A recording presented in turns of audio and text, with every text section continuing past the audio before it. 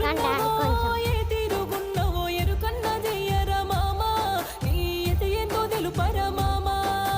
బతుకు పాడుగాను మెతుకు లేదనుకుంటా దుబాయ్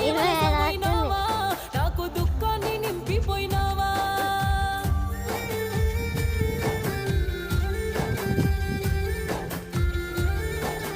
డాడీ పడతలేడు